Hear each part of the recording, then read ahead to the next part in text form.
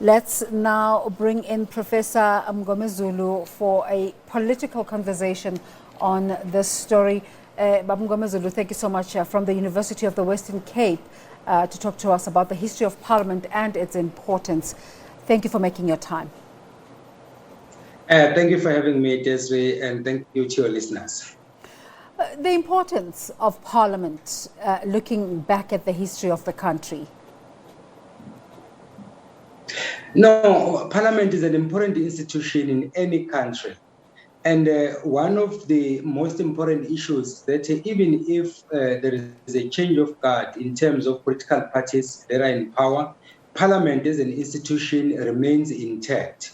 So that is why whenever there is an election, a Parliament then becomes an important institution which every political party aspires to occupy.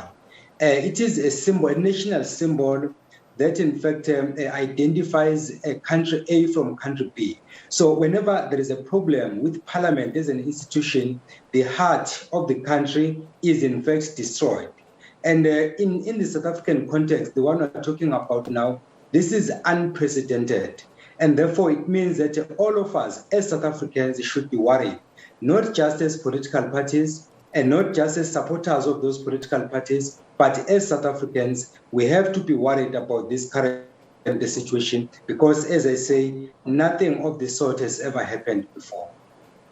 There's already questions around the credibility of what officials, top officials in government, have been telling us in terms of updates on this fire. What are the chances that this development could undermine democracy? This development has already undermined democracy, and then it has also put into question the capability of our institutions, more especially security institutions.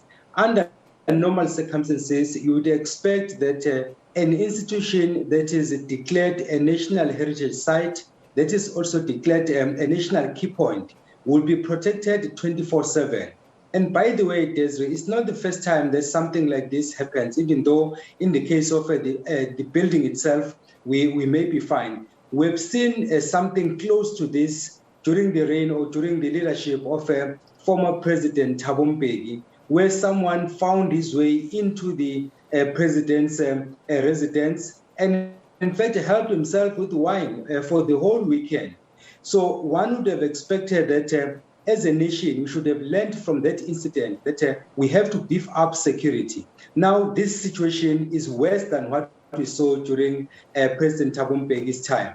So, which means that we have not learned from that situation, and that will be a cause for concern. Because if we don't protect Parliament as an institution, the question is, what about individuals then who are supposed to be protected by our security institutions? Here, I'm talking about SABC, I'm talking about the army, I'm talking about the intelligence, all those people who are supposed to protect our national institutions. So obviously then the questions will be asked if indeed everyone was where he or she was supposed to be. If not, then questions have to be asked like the Member of Parliament, Natasha Mazon, was asking a couple of minutes ago, which means that there is more to it than it appears at face value. So a guest we were speaking to earlier was saying that it doesn't matter whether it's criminal intent or political intent. Either way, as you say, it undermines democracy.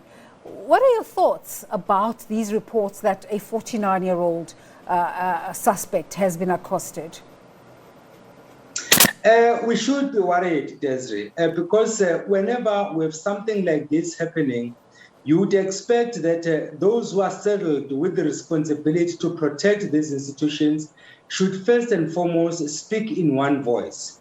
And then, of course, they must be quick in terms of collecting any intelligence information or any safety measures that might have not been followed, so that by the time they go to you as a media, then they must go there having spoken amongst themselves so that at least they send the same message. What we have been hearing right now have been just bits and pieces of information, and at times, in fact, conflicting information.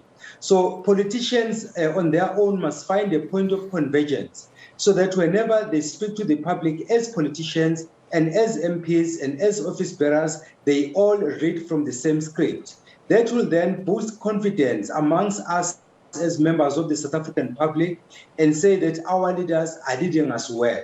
But if there is any insinuation that some politicians are using this particular sad incident for political gains, then we should be worried, because it will mean that they put their own positions first before the safety of South Africans. So I personally would be happy if political parties across all the political spectrum, if they were to come together and then speak in one voice and avoid blaming one another. And Desiree, I was worried, in fact, when I read one of the pieces where someone from one of the political parties that are represented in Parliament called this incident a beautiful fire, and then, in fact, went to the argument that we've heard before, that this gives us an opportunity to move Parliament from Cape Town to Gauteng and all of that. So I think that we don't need that, at least at this point. All we should be doing here is to blame this incident and establish how it happened and find ways of preventing it from happening again. Then we can talk about the other political issues afterwards. For now, the focus should be on this issue. We should all condemn it across all sectors of the community, and then, of course, find a way forward. What will this mean for parliamentary activities going forward? There will always be a possibility. Of course, I'm worried that some of the items that Parliament uses whenever there is Parliament sitting might have been destroyed. But then, of course, I hope that they keep them in a safe place. So if that was not the case, then we should be worried about that as well. But in terms of Parliament operating, I don't think that this should be, in fact, a serious disaster in terms of Parliament being unable to function. You recall that since 2020, Parliament has been operating virtually, as most of us have, in fact. So which means that there is a possibility for parliamentarians to still continue doing their work. They can't use this as an excuse for not executing their mandate. And then, of course, you might have heard also earlier on when Natasha Mazoni hinted that there are other institutions that have been made available to Parliament to use, including the City Council chambers and other buildings, Good Hope Centre and all of that. So in terms of Parliament's operations, I don't think we should be worried that much. Of course, there will be some disturbances. For example, if there were some items that were destroyed, there might be some delays here and there. Others might have kept some documents in hard form. If those are destroyed, then of course there will be some disturbances. But by and large, I don't think that parliamentarians should use this as an excuse and then fail to execute their mandate. There are bills to be passed. There are plans to be made. There is a State of the Nation address to be prepared for. There are a couple of other issues that need to be acted upon, and we cannot use this as an excuse and then delay that process, because that will mean that our people in South Africa will be negatively affected by this more than they've already been affected emotionally and otherwise when this incident was first reported. I find it interesting that you say some political parties, but the EFF has come out strongly in support of a relocation. They're saying that they call on any money which would be set aside for repairs on the seems like irreversible damage, unless there's large-scale construction to be used to relocate Parliament to Tshwane, where the union buildings reside. What's your response to this? No, that amounts to political negligence, Desiree, without just mincing any words. It's political negligence, because Parliament is there in Cape Town for a reason, and then we have the union buildings out there. And if you say you want to relocate Parliament to Gauteng, use the correct platform and the correct time, not this time. For instance, when this debate started, I was one of the people who was saying that there is no need for Parliament to go to Gauteng or to remain in Cape Town. But I would be happier if we were to decide that we want to establish Parliament in the Free State, because the idea is to find a central place. You cannot have KZN as a central place, nor can you have Cape Town and Gauteng as a central place. If the argument is that you have a Parliament scattered all over, the union buildings in Pretoria as the administrative hub, and then of course the executive, the Parliament building sitting in Cape Town, the judiciary in Free State and all of that. If the argument is that we end up using a lot of money, which is a fair argument, then find a central place. And then once you've found the central place, look at the cost implications of that and the amount of time you'll also need to make sure that you construct that building, and then we can engage in that discussion. But to invoke that argument at this point, for me, it amounts to political negligence. In fact, I was disappointed with the comments from the leadership of the EFF, more especially Honorable MP Ndlozi, and then there were some comments also from the deputy, the deputy head of the party, that is Floyd Shivambu. So there have been some statements from the EFF which I think were unwarranted, at least at this point. So my suggestion would be they must desist from that and wait for the right moment to make that argument. When Parliament reopens, then they can put a motion through the right channels, have the issue debated, voted on, and then a decision can be taken. But to use this opportunity, I don't think it's warranted. That is why I call it political negligence. Professor Mngomezulu, I'm going to ask you to hold on for a bit as we look at some tweets that have come through in relation to this conversation that we're having. Right, the first one is from Togo saying, the level of security in this country is worrying. How could an unauthorized person gain access to a national strategic key point? Was this pure criminal act, or is there a political agenda to it? The burning of the significant symbol and foundation of democracy is an act of treason. Food Forensics and Fraud FFCI saying, who or whom signed off the various occupational certificates for Parliament buildings at any time, any year, in the first instance? That's a good one, Food Forensics. William Goibaya saying, I can tell you now, mark my words, fire detection not working because of progress of findings from previous fire in 2021.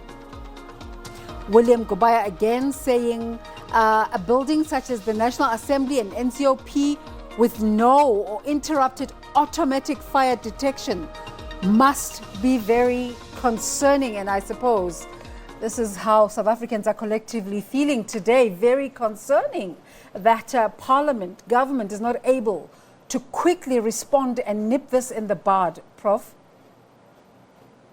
No, Desiree, I agree entirely with the comments you've just read.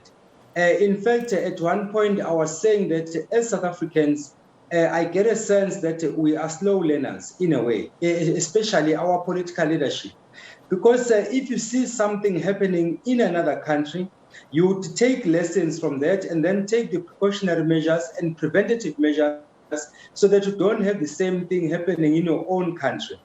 But then in the instance where you have something happening in your own backyard, like the example I made earlier on, where someone broke into President Thabo Mbeki's apartment. So I was saying that we should have learned from that, but it doesn't look like this is the case. And one of your viewers is making a point that it's not the first time that fire has broken up, and then it's not the first time that we have realized that our fire detectors are not working. So the question is, what did we learn from the first instance when this particular incident happened? Because had we learned from the first instance to see that our fire detectors are not working, something should have been done. It's not as if we don't have the money to do so. People like yourself and myself who get taxed every month. So government cannot then say we don't have money to do these kinds of things, because we get taxed every month. And our taxes are supposed to be protecting us. And in this instance, our taxes have failed to protect Parliament as an important institution in the country. So I think that our viewers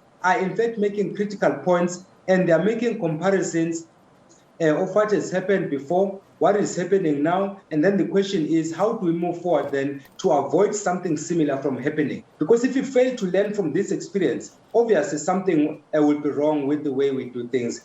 Then we have to act swiftly so that we put measures in place to prevent something similar happening. Because we might have a worse situation than we've just seen today. So the country is just fresh out of what has been termed the July uprisings and still looking for questions to those events. And now this.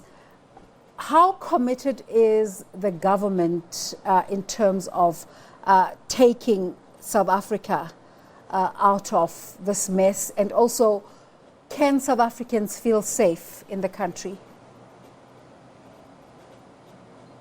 Desiree, let's go to your first question. How committed are our politicians, or how committed is our government? In theory, our government is committed, but in principle, the opposite is true. And the reason for that is that our politicians have failed us. Currently, we have 14 political parties that are represented in parliament, with the ANC, that is the African National Congress, being the governing party.